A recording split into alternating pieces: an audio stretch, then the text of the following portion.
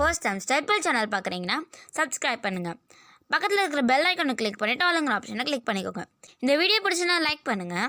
உங்கள் ஃப்ரெண்ட்ஸ்க்கு மறக்காமல் ஷேர் பண்ணுங்கள்.